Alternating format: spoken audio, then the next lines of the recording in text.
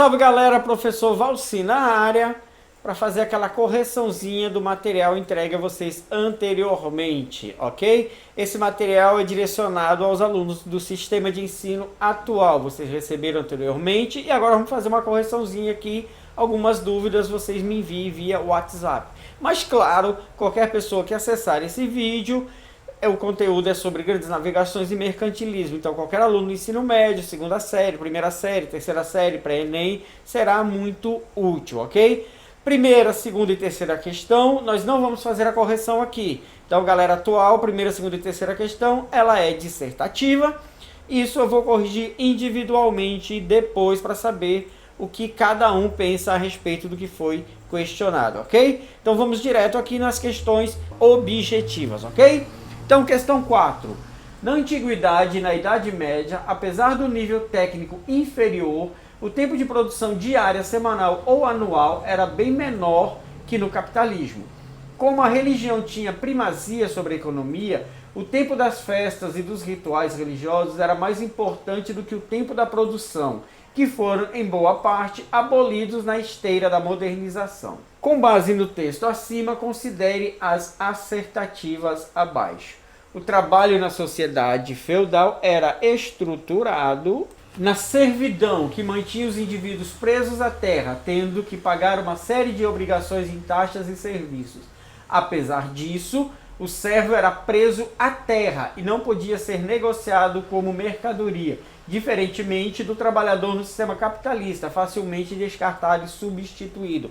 Certo. A questão medieval. A questão medieval ela parte de uma troca do sistema de mão de obra. Sai o trabalho escravo e entra o trabalho servil, o servo. Eu estou num feudo, eu trabalho na terra, eu devo obrigação ao meu senhor. Porém, eu não tenho liberdade de ficar trocando de feudo, mas eu não posso ser negociado, eu não sou uma propriedade do senhor feudal. Por isso que ele diz, eu sou preso à terra. Muitos historiadores dizem, a pessoa deixa de ser escravo de um senhor e passa a ser escravo da terra. Item 2. As sociedades existentes antes da Revolução Industrial eram quase todas de caráter aristocrático e hierarquizada. Correto.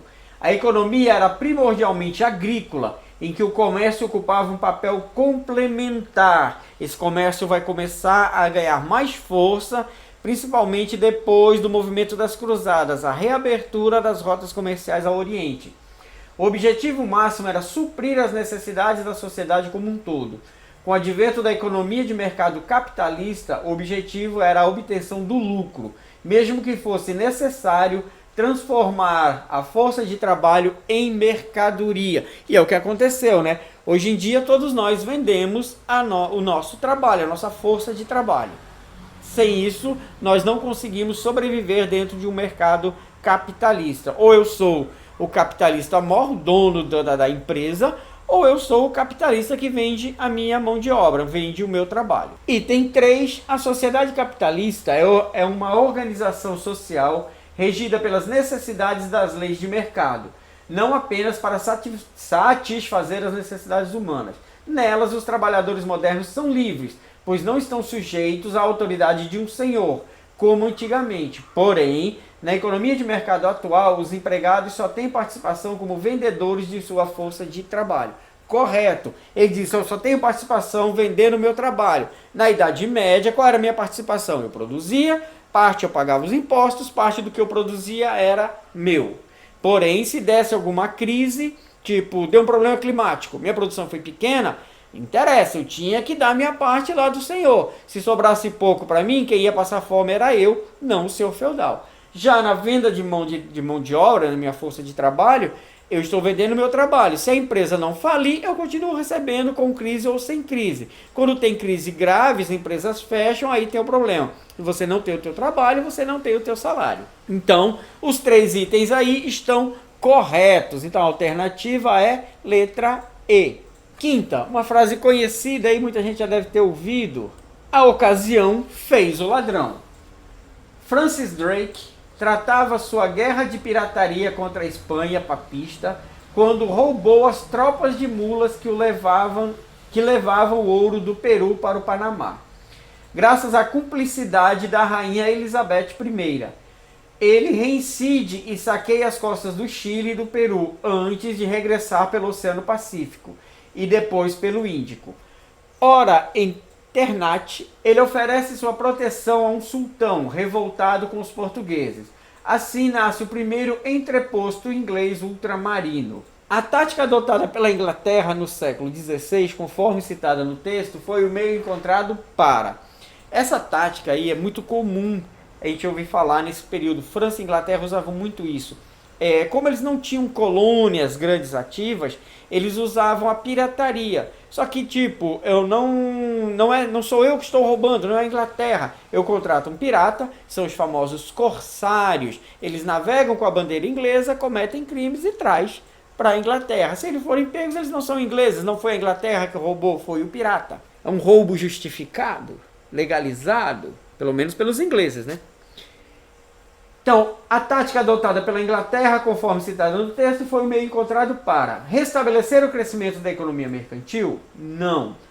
Conquistar as riquezas dos territórios americanos? Sim, já que eles não tinham grandes colônias, eles tinham que ter um meio de tomar posse de algumas riquezas. Então, foi essa questão. A Inglaterra alimentou durante muitos anos a pirataria e o contrabando nas colônias americanas.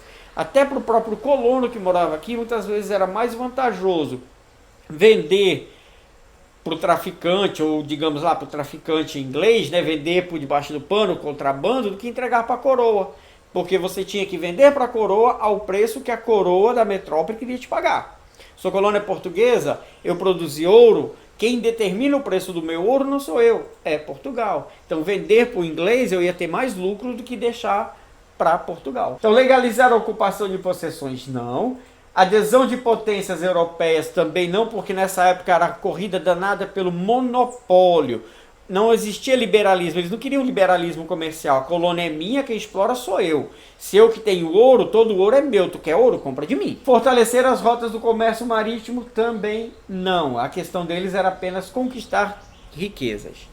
Sexta, texto 1. A centralização econômica, o protecionismo e a expansão ultramarina engrandeceram o Estado, embora beneficiassem a burguesia incipiente. Óbvio. E todas essas mercadorias iam tipo para a Espanha, para Portugal, as grandes metrópoles.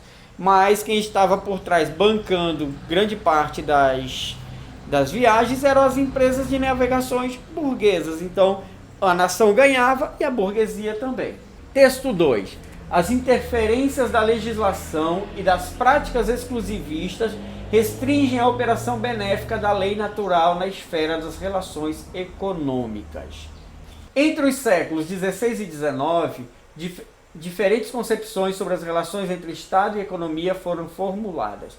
Tais concepções, associadas a cada um dos textos, confrontam-se respectivamente na oposição entre as práticas de... O item aí que está em consonância com o primeiro texto é a defesa dos monopólios régios, porque lá diz protecionismo, tá? E aí o apoio à livre concorrência bate com o segundo, principalmente quando ele diz aqui, ó,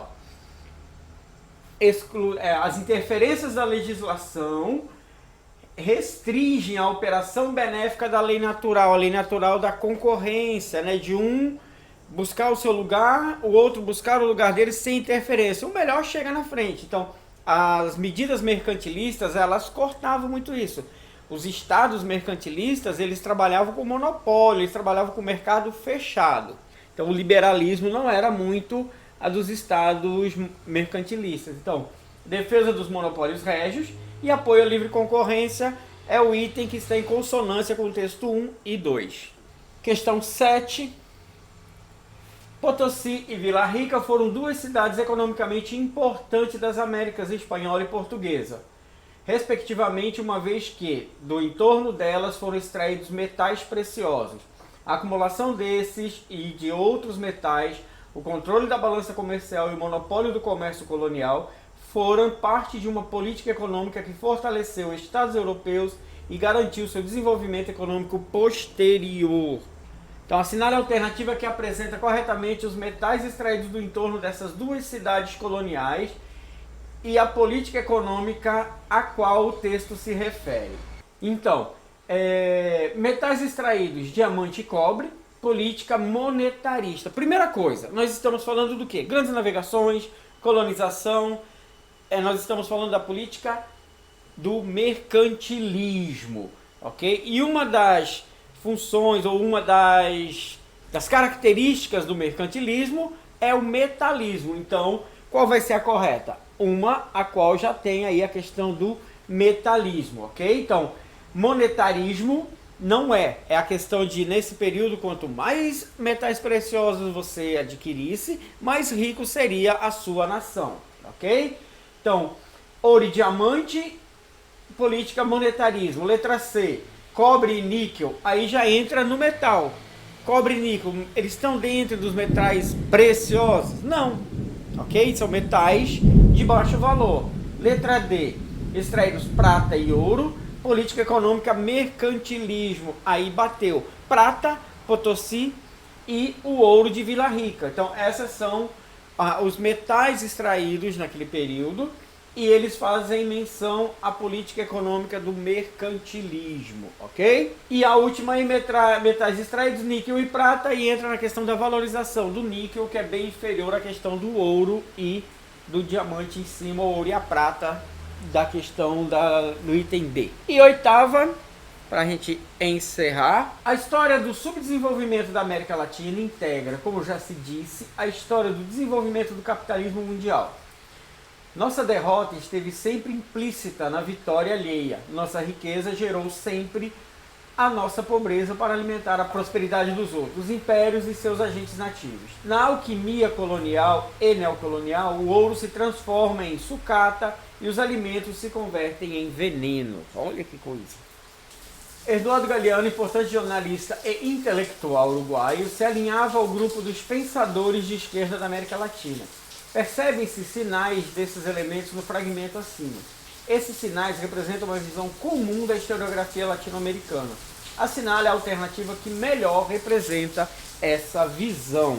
Letra A. A América Latina foi explorada pelos europeus desde o século XVI para atender uma demanda por mercados consumidores e matérias-primas com forte predomínio do trabalho assalariado. Quebra aqui, trabalho assalariado. Sabemos que a extração de minérios, ou quem cultivava os grandes engenhos não eram assalariados, eram escravos. A visão que os europeus tinham da América condizia com a visão que tinham de si mesmo. Oi? Não, aí para aí. Europeu não tinha a América igual à Europa. Eles tinham sempre a Europa como sendo superior à América. A Europa, o grande continente civilizado. O Novo Mundo, não. A América surgiu como radar europeu para atender uma lógica mercantilista, movida por lucros exorbitantes da metrópole a partir da exploração de suas colônias. Aí não tem nem o que se discutir, né? A América surge, ela é descoberta pelos europeus, ela é utilizada para satisfazer o mercado europeu, ela é utilizada para enriquecer a metrópole. A colônia ela vai sempre ser explorada, até os próprios europeus que vêm no início como colonizadores são explorados pela metrópole.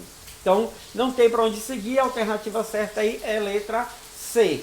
Nós vamos só dar uma olhadinha na outra alternativa. A América Latina foi ocupada desde sempre por elites estrangeiras, aí morreu.